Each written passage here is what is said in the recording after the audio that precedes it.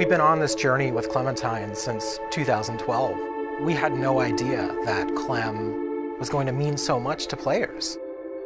When we first started working on Walking Dead, we knew it was a redemption story about the man named Lee.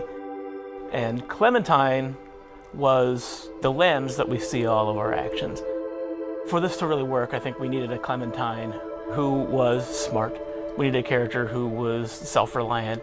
We needed a character who was there to help you and not be a hindrance. It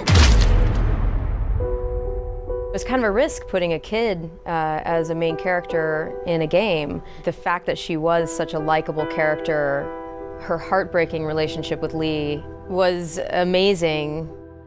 She started out as a symbol of something to worry about, but she became a symbol of hope. She became something that represented what we all live for. I always look at Clementine Season 2 as being defined by survivor's guilt. Stuff has happened, time has gone by, and she's not as trusting immediately of people she meets, and they're not trusting of her. The whole season of Season 2 was about kind of weighing the options of how do you define your own family. One of the more defining characters that she meets in Season 2 is Carver. In Episode 3, he's basically like, you're not like the rest of them. You're meant to lead, you're not meant to follow. You can make the hard decisions. It is not difficult at all when things like the finale of Season 2 happen, where you have to make this horrible decision to feel that. I really legitimately felt so horribly sad in that session. What a horrible, tragic ending. I was actually surprised at how many people, in the end, ended up going off on their own.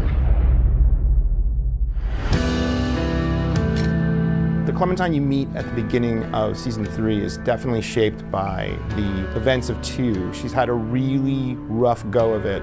Those that do survive generally tend to be those that have withdrawn into themselves and found internal strengths to kind of deal with the horrors.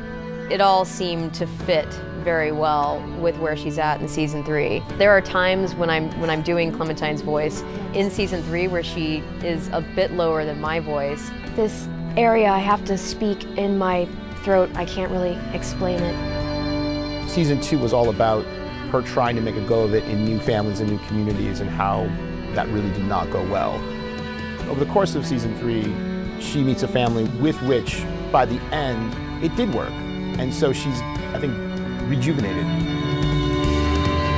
In The New Frontier, Clem got to see something that she hadn't been exposed to in a long time.